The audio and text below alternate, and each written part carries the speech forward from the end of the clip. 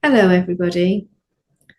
Today, I would like to talk about the financial system, the quantum financial system, and certain elements of it, namely BRICS, SWIFT, and CBDCs, and how they will be developing in the future to move towards the Q financial system, which, if you've been watching my previous videos, you'll know that the Q financial system will be overseen by the military, and it will in the future require for us to have a Q consciousness ID code in order to access our accounts. So about 2.5 years ago, I was told that the CBDCs are not central bank digital currency, but they are centralized banking digital currency. And the difference between central bank digital currency and centralized banking digital currency, I'm hoping will be shown to you and explained in more detail today in this video. So 2.5 years ago, I started to explain to people that we're going to have a system called the Worldwide Military Peace Plan, where each region of the world, namely North, East, South, West, would sign into a set of protocols and regulations whereby they would then be able to join the Worldwide Military Peace Plan. And in doing so, this would enable them to join in with the cybersecurity of that plan in terms of overseeing their vital functions in their region, like banking, communications, voting, and things like that.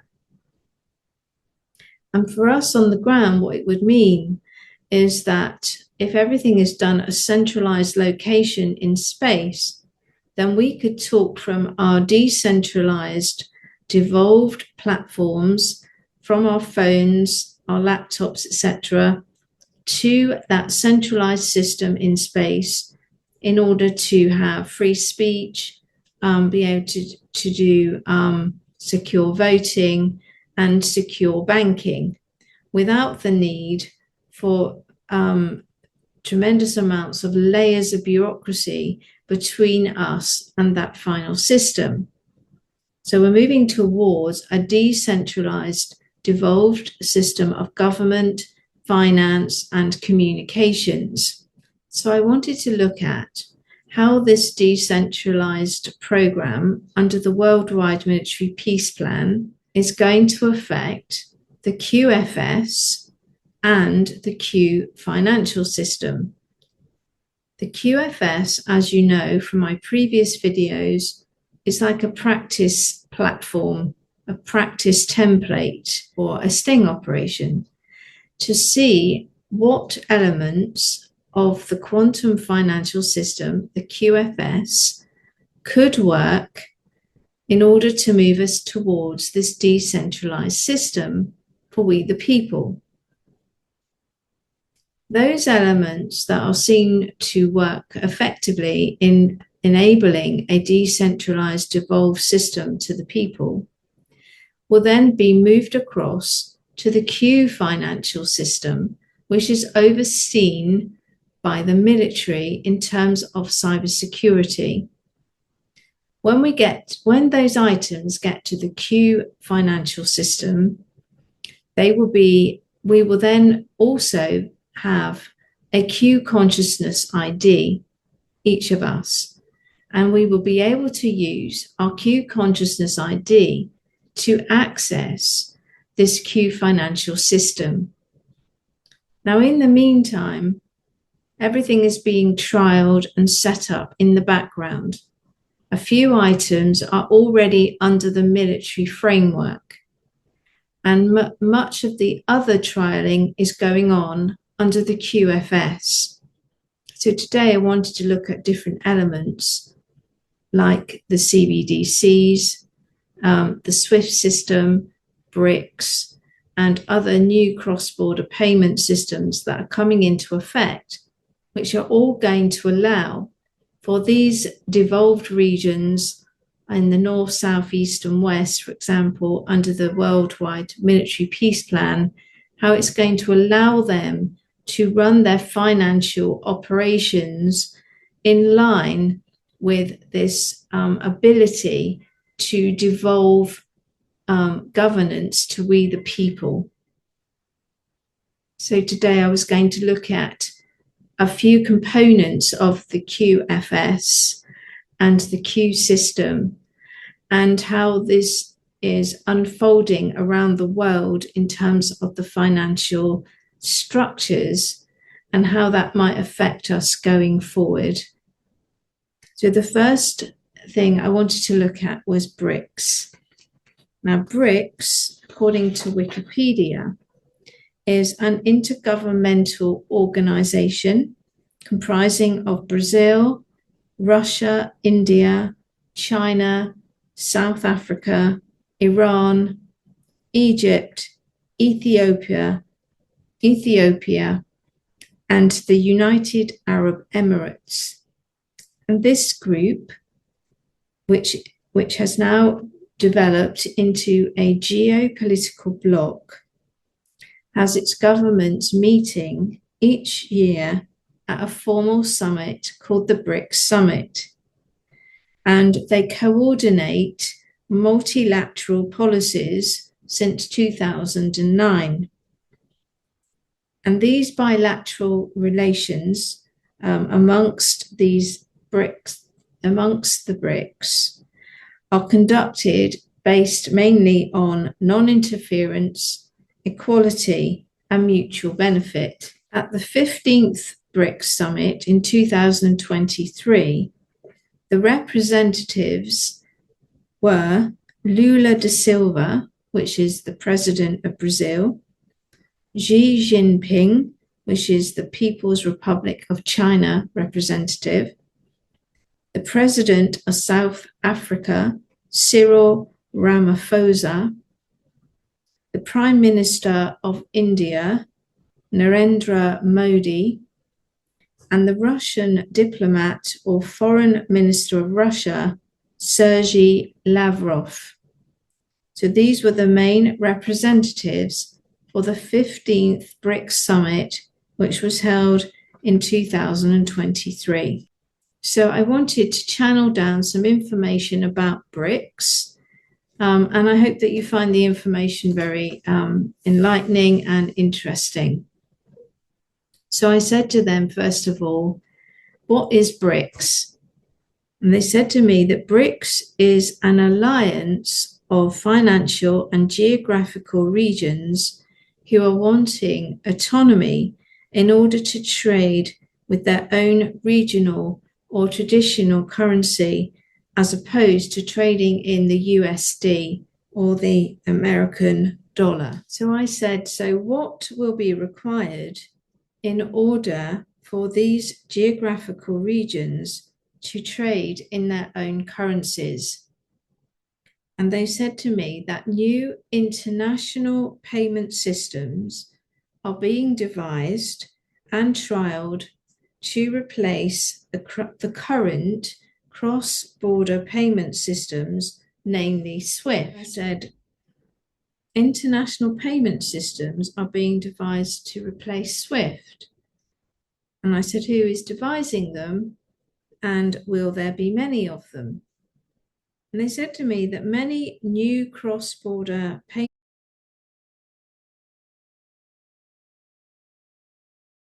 options are likely to be trialed by the QFS system, which is a practice platform before we move to the Q personal ID financial setup. They said to me that the new cross-border payment platforms are likely to be more focused on digital currency, which will be backed by assets like gold, silver, diamonds, oil, and they will be backed up and linked to the quantum virtual vault. So I've talked about the quantum virtual vault in a previous video, and I will link that in the description below. So then I asked them, Why do financial and geographical regions within the BRICS alliance, why do they want, autonomy? And they said to me that the new world is moving to decentralized systems in all areas of government, as we currently call it. And by devolving responsibility and decentralizing organizations and systems, you move towards sovereignty via governance, not government. They said BRICS is a way to bring financial sovereignty to each financial and geographical region, allowing for financial autonomy, not just for the region, but also for the people. They said to me that by creating a devolved and decentralized setup in each of the main locations, for example, north, south, east, and west, as determined by the Worldwide Military Peace Plan, then outside countries cannot intervene with a location's financial decision-making or restrict or stop finances through manipulations or sanctions. And so the BRICS setup acts as a protective measure from interference from outside countries or geographical locations. They said to me that this also has the impact of allowing distinct cultural regions and traditions to flourish without outside pressure to adhere to a uniform set of cultural rules. The people in each devolved or decentralized region will have autonomy over how their financial system works alongside their own specific cultural setup. They said that the Worldwide Military Peace Plan, however, will oversee that human rights objectives are not forfeited. And if any of these human rights objectives were forfeited, then this could lead to a military sanction in communications, internet, or banking, for example. But they did say that all the other members of the Worldwide Military Peace Plan would need to be in agreement for these types of sanctions to occur.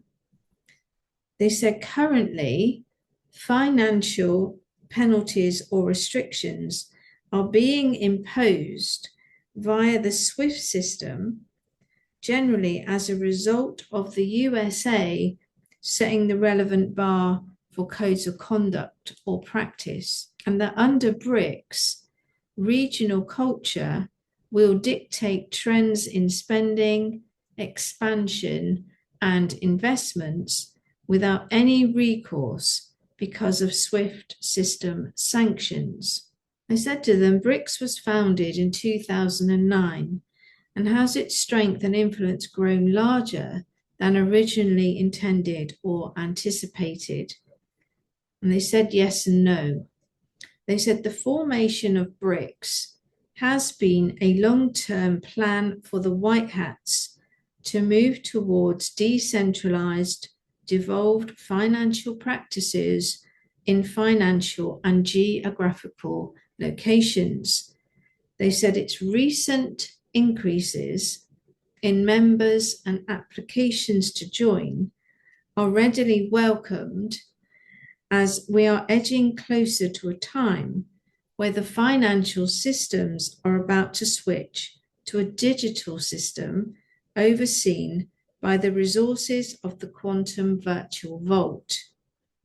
The vault will be the vehicle by which the worldwide assets are fairly and evenly divided to all financial and geographical regions within the Worldwide Military Peace Plan protocols.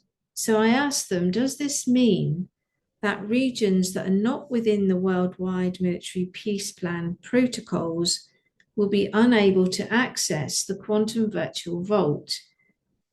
And they said to me that at this moment in time, it is not anticipated that any region will fall outside of the quantum virtual vault. So I said to them, so BRICS is an alliance of geographical regions and financial regions which are moving away from trading using the petrodollar. And they said yes and no. They said the idea is for locations to be able to trade freely amongst themselves without the use of the petrodollar as its main frame of reference or exchange. So I asked them, what is the petrodollar? They said to me that the petrodollar is the term used for the cost of buying oil in line with the value of the dollar. So I said, so does this mean that countries can now trade with each other more fairly using their own national currency? And can they please explain that? And they said, in the past, countries usually converted their currency, their national currency, into dollars in order to buy goods. And this meant that the value of the goods was determined by how many dollars their national currency could buy on any given day. They said that many commodities in the past were sold or tied to the petrodollar, and so it limited freedom of choice unless goods were traded against the petrodollar. For example, oil, gold, and silver. So then I said to them, has Russia, who trades in rubles, and Iran, who trades in rial, the currency rial, have they integrated their payment systems to work with each other so that they can work with each other in rubles and rial? And they said yes. They said the new BRICS system will allow for geographical financial locations to trade with each other without the need to go through the SWIFT system, which currently ties things into the valuation of the dollar. So then I've been hearing that when people remove their trade away from buying the dollar and they trade with each other, as the example of Russia and Iran, where they're now trading with each other in rubles and rial, which is their national currencies, that this creates something called de-dollarization to the dollar in the USA. So I said to them, what does de-dollarization mean? And they said to me that de-dollarization means that a region's currency or a region's currency values won't be compared to the value of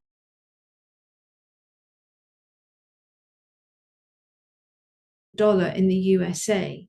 And so effectively what this means is whilst people are trading with each other in their own local currencies, then the value of the dollar decreases. And this is called de-dollarization. So then I asked them, is a petrodollar different to a dollar? And they said a petrodollar is a unit of currency whose value is assessed dependent on its rate of exchange when buying oil, petrol, or gas. And that a dollar is a unit of currency which is able to be used to purchase any other item, irrespective of the price fluctuations of gas, oil, or petrol. So then I asked them, what will happen after and during de-dollarization? They said to me that during de-dollarization, it is likely that property and commodities and utilities in each region will become more affordable to that region's citizens. So I think what they're explaining is that while the dollar will be decreasing in value in the USA, because people are now using their own regional currencies to trade with each other, the effects on the regions that are trading with each other will be that commodities will be more affordable to the citizens in those regions.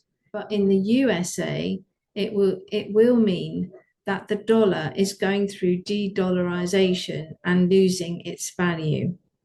And I said, so does this mean in the future that the stock exchange will go? Because we know that companies put their stocks on the stock exchange.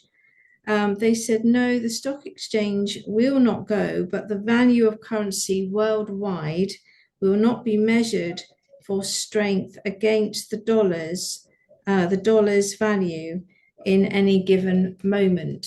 So I'm not an expert in the stock exchange, so I don't understand that entirely. But if you have any information about that you can send me, that would be very interesting.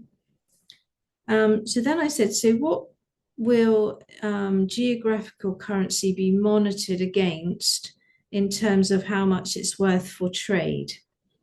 They said that methods of trading in the future will change, with geographical regions being able to trade fairly in their own regional currency, one for one. So I think that means that, for example, where we had Russia, who trades in rubles, and Iran, who trades in rial, you'll be able to say, you know, I want 10 rial for, you know, my jar of coffee, and Russia will be able to send you 10 rubles for that jar of coffee, because 10 rubles will be the same as 10 rial. Well, that is my understanding. If anyone knows of anything different, then please let me know.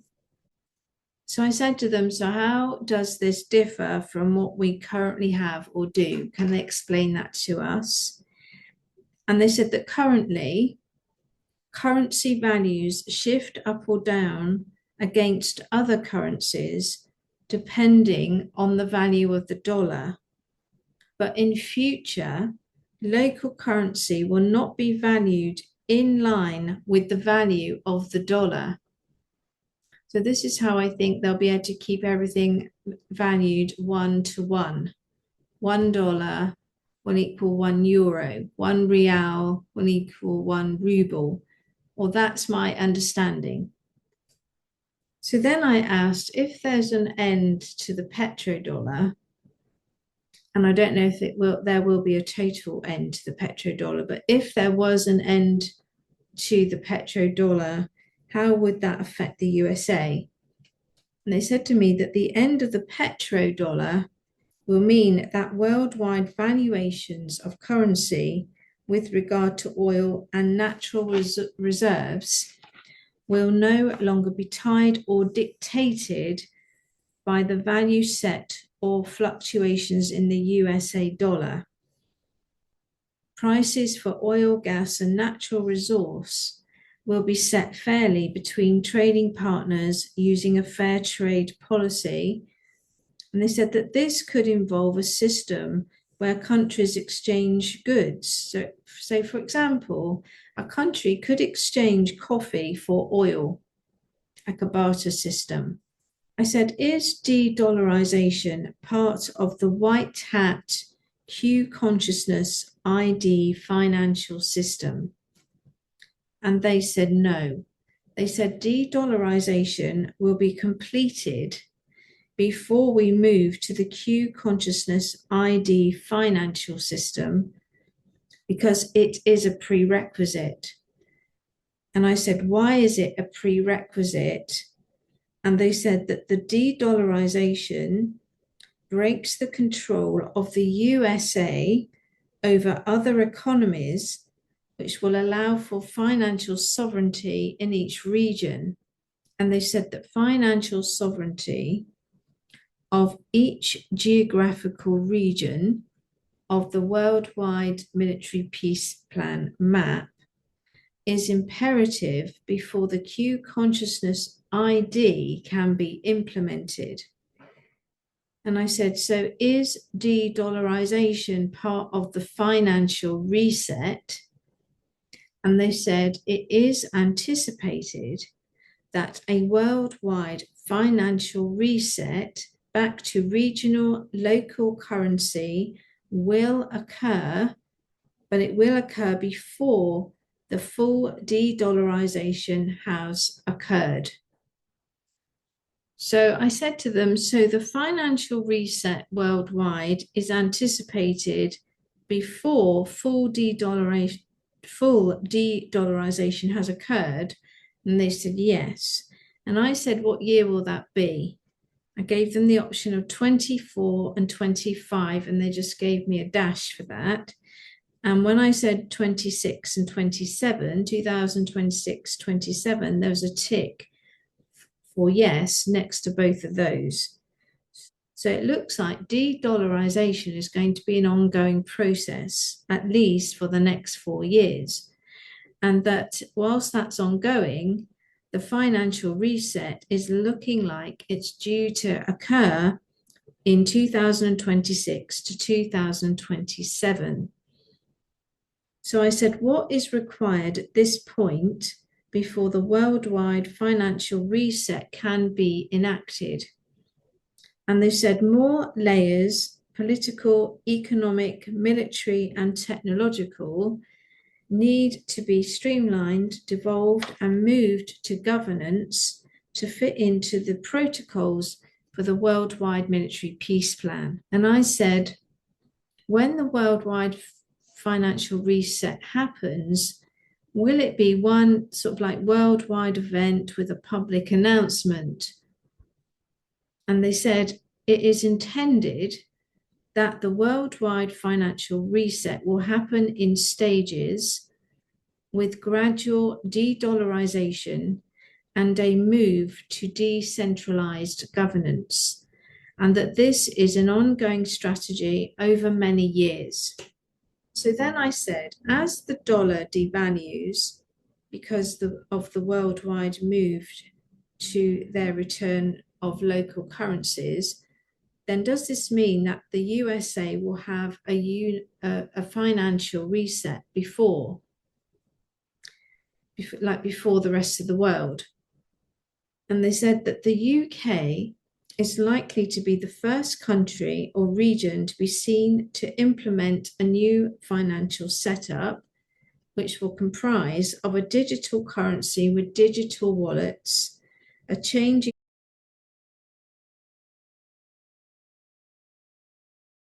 government structure, and devolution of governance. And this is currently anticipated to happen on or around 2026 to 27, and in the interim, many layers are being restructured in preparation. So the next thing I wanted to ask about was the SWIFT system. Now, most of us have heard of the SWIFT system.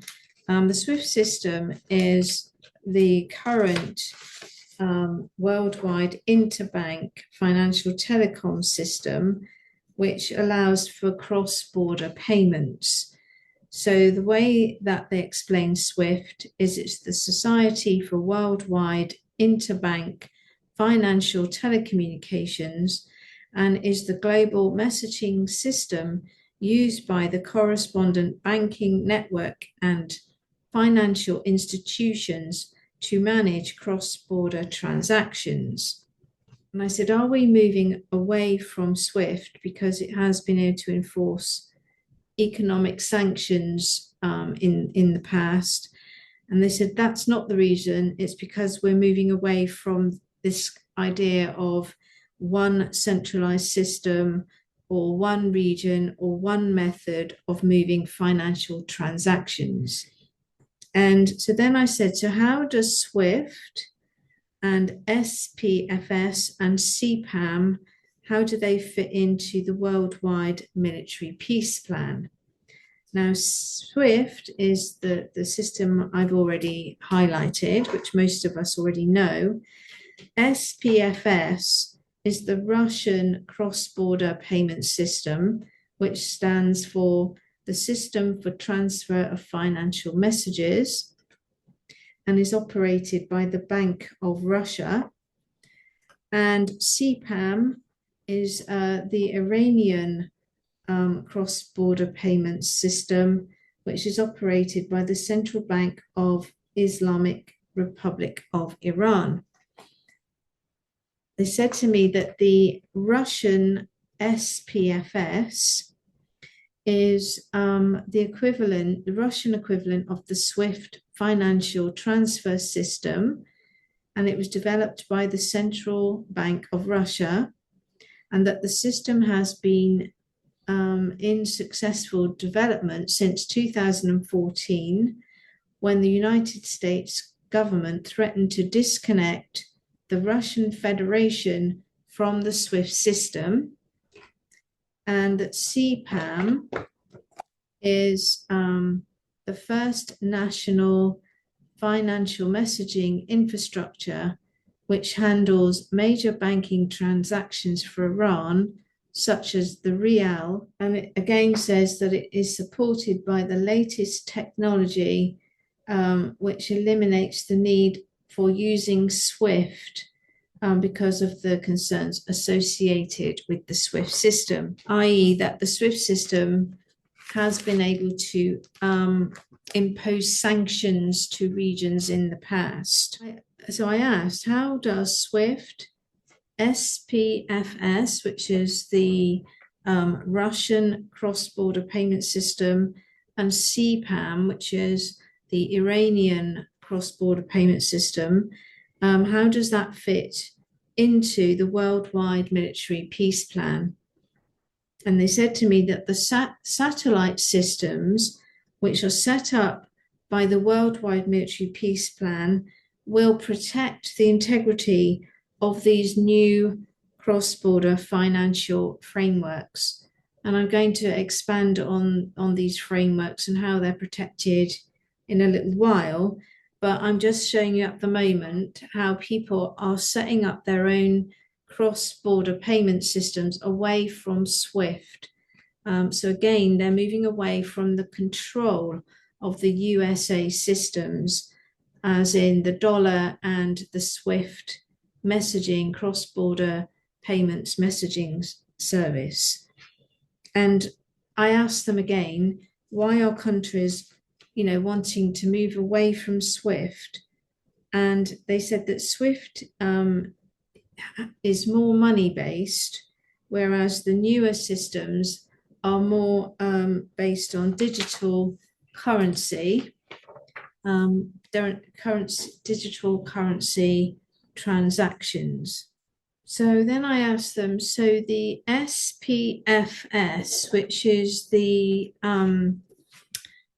Russian cross-border payment system, the system for transfer of financial messages, the SPFS, I said that is the Central Bank of Russia, and CPAM is the Central Bank of Iran. So what's going to happen to their cross-border systems? Are they going to go in the future? And they said to me that in the future, all central bank setups will move to a digital system of transferring via cross-border payments. They said to me that the SPFS and the CPAM act like the SWIFT system in respect that they move cash, but they said that the new systems will be set up to move digital currency only, and that over time, the cash system of transfers will be disbanded and old monetary transfer systems are likely to go. And I said, will the QFS system, is it intending to replace SWIFT? And they said, yes. I said, is it intending to replace SPFS, which is the Russian cross-border payments? And they said that it's not intending to replace that. And I said, is it intending to replace CPAM, which is the Iranian cross-border payment system? And they said it's not intending to replace that either, but it is intending, there is an intention, should I say, in the future that the SWIFT cross-border payment system is going to be replaced. We'll talk about that a bit later on. They're saying that eventually components of the QFS system will move to the new Q financial system, which will require a personal Q consciousness ID.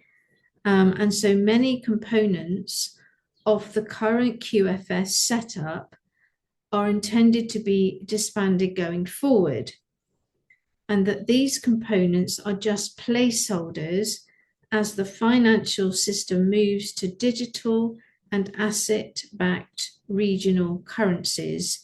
So, for example, these digital assets and regional currencies are going to be backed by gold, silver, oil, diamonds, for example. And then I said, so why are we moving away from this one centralized system like SWIFT? And they said SWIFT is designed to move money across borders regarding monies and cash via the USA system. And so what it seems to be saying is that in the future, because we're moving to a different type of asset-backed system, which will involve digital currency, that maybe this SWIFT system will either go or be repurposed. I said CPAM, which is the Iranian Rial cross-border payment system, and the SPFS, which is the Russian ruble cross-border payment system. I said it's been able to interact, they've been able to interact directly with each other before this cross-border payment system using SWIFT, and they said no. So before CPAM and SPFS were set up, they were not able to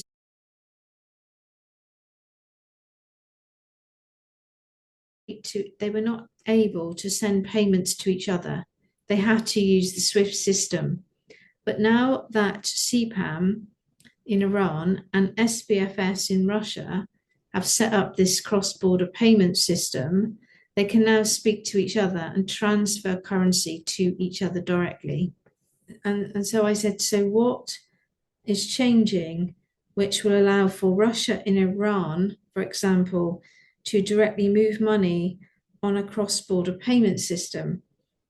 And they said the future of cross-border payment systems outside of the SWIFT system will all be set up to transfer and deal in digital currency only.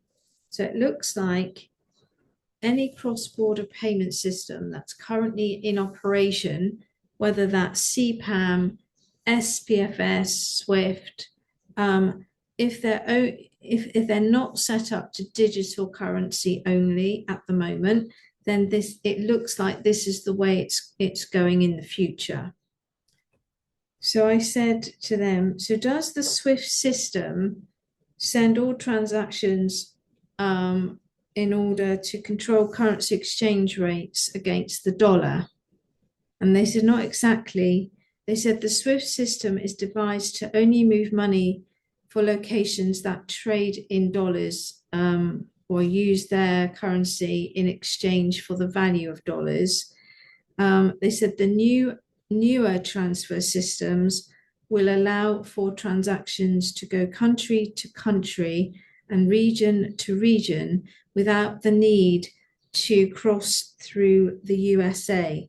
So I think what they mean by that is not that the transaction will necessarily cross through the USA, or it might do, but I think what they mean is that the newer systems don't need to have their valuations against the USA dollar as they pass through the cross-border system. So then I asked, so does the SWIFT system send all transactions through the USA in order to control currency exchange rates against the dollar?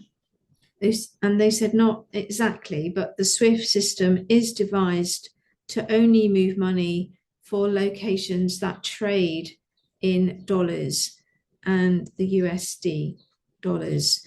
And they said that the newer transfer systems will allow for transactions to go country to country or region to region without the need to cross through the USA. So I said, so has SWIFT been able to impose sanctions on cross-border payments in the past, and they said it had.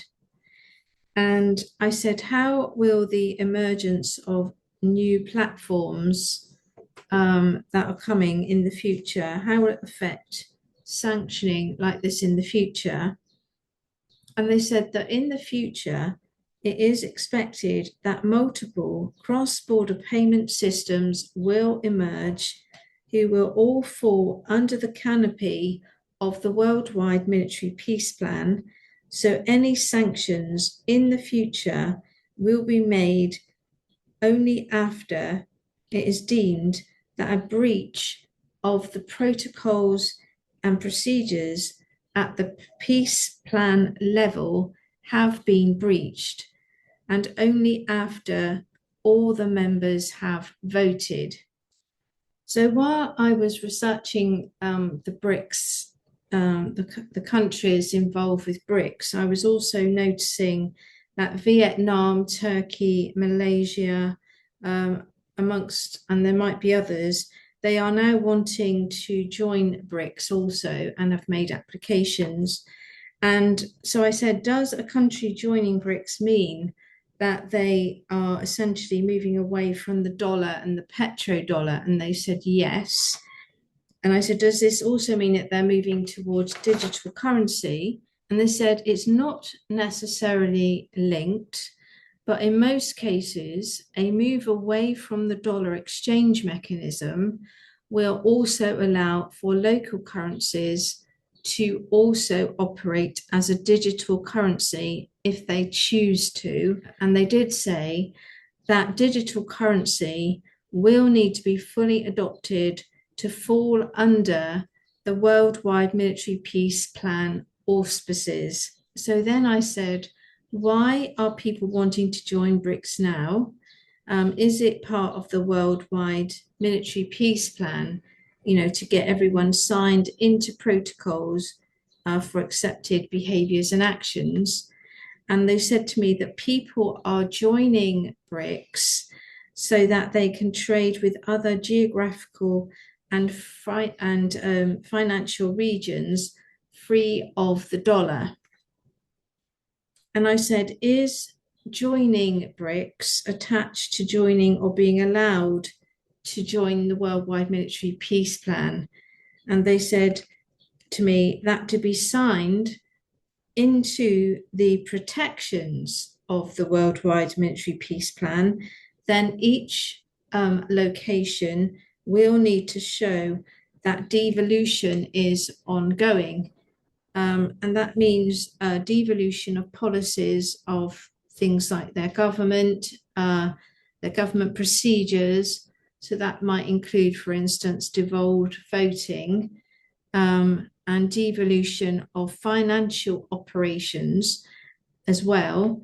And they said an example of this might be digital wallets, digital currency, and the eventual removal of central banks.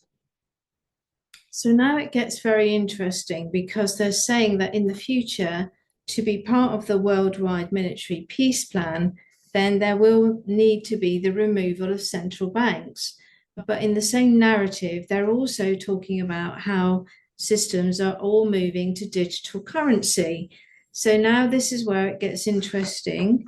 And I want to explain to you how that system is going to look in the future.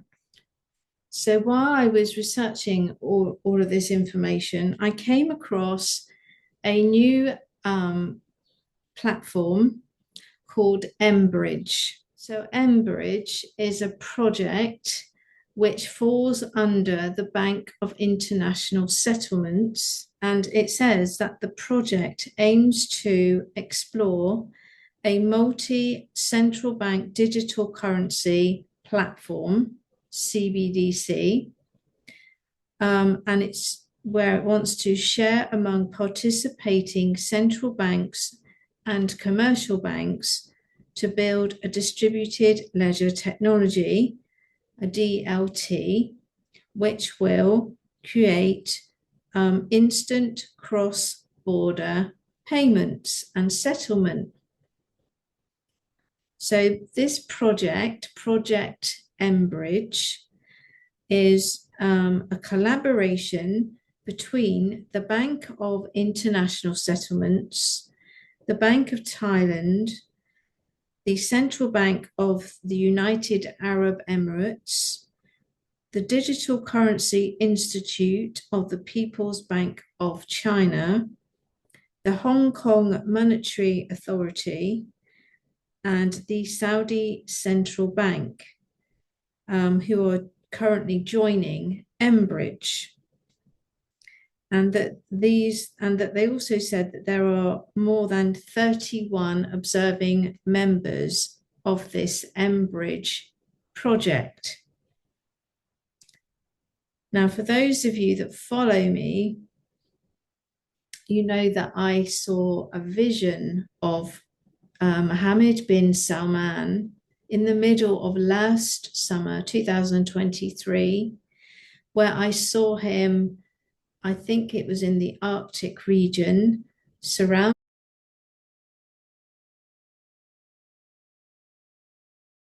by leaders of what looked like the Middle East and protected by high security military personnel. And at that time, I said he was discussing something to do with the Q financial system or BRICS or something like that. And it looks like this is what he might have been discussing, his involvement in the mBridge project.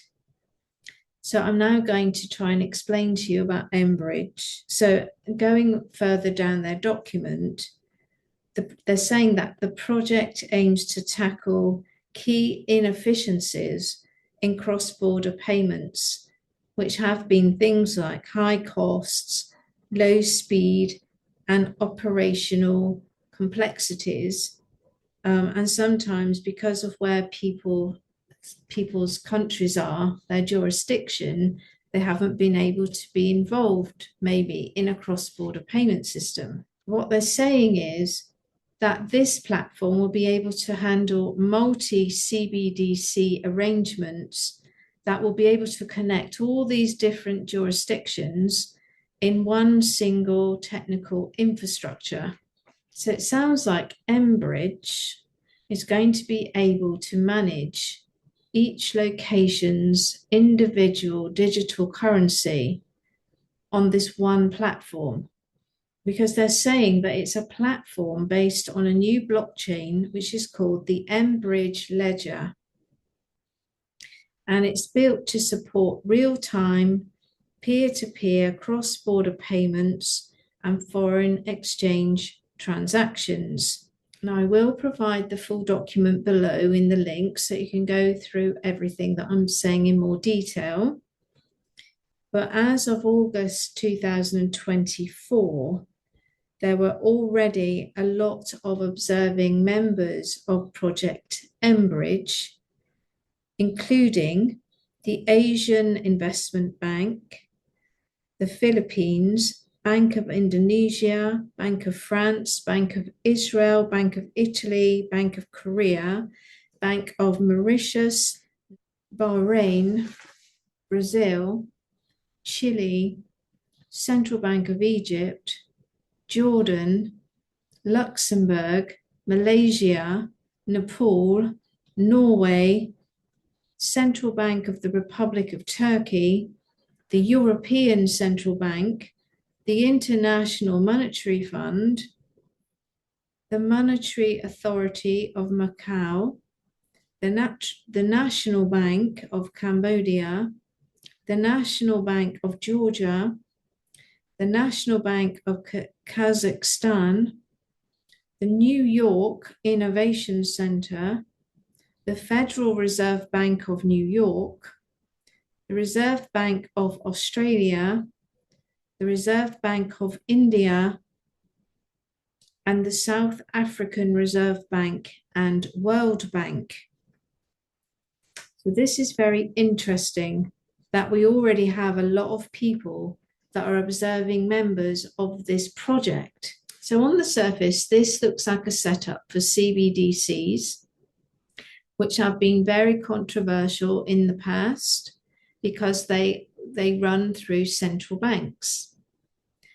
And we're obviously trying to move away from central bank control in order to devolve financial transactions to the people.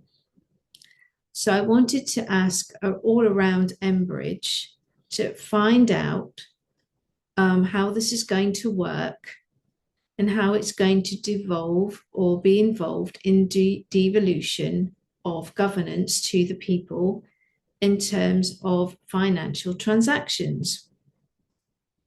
So my first question was, mBridge is a new platform to move digital currencies via cross-border payments, with many central banks observing this new platform. And I said, aren't we supposed to be moving away from central banks? And what they said to me was that the systems being set up will work with the Starlink and the Starshield centralized network. But essentially, transactions will be decentralized in the future so that the need for central banks will diminish. They said that devolved systems will speak with the centralized system in space. This goes back to what I've been explaining for a couple of years already. You have a centralized system up above, Starlink and the Worldwide Military Peace Plan, and each geographical location has to sign in to the protocols and regulations to be part of that centralized system. That centralized system at the Space Force level will operate a cybersecurity protection. Then as we come down to the people, the future is that we as individuals or communities will be able to speak to that centralized system directly based on what we want. And that the central banks, the layers in between, will be gone. And so I'm trying to find out how all these central banks who are currently observing this mBridge project, how that's all going to fit in to this plan, this centralized worldwide military peace plan and devolution to the people. So I said, in the future, mBridge, is it going to work without central banks? And they said, not immediately, but in the future, as the central banks are disbanded, then systems like mBridge will help to transfer digital funds direct on the devolved, decentralized application or wallet on a person's system or technology. And I said, so will this be one of the uses of the SpaceX's direct-to-cell technologies? And they said yes. So obviously my first concern was when I saw that mBridge is a project or an innovation around the Bank of International Settlements. Because in the past, when any reference has been made to central banks or the Bank of International Settlements, which is the central bank of central banks, then we've been led to believe that this is, a dark hat operation or a deep state operation. So my question was, is mBridge an innovation of the Bank of International Settlements? Did the Bank of International Settlements set up mBridge? And what they said to me was that the Bank of International Settlements, they're not actually the creators, they're more the overseers of how mBridge will be regulated and how it will be implemented going forward. So I said, who has devised mBridge? They said to me that mBridge is a tech innovation which has to the greater extent been overseen by military cybersecurity technicians during its development so that it can be effectively linked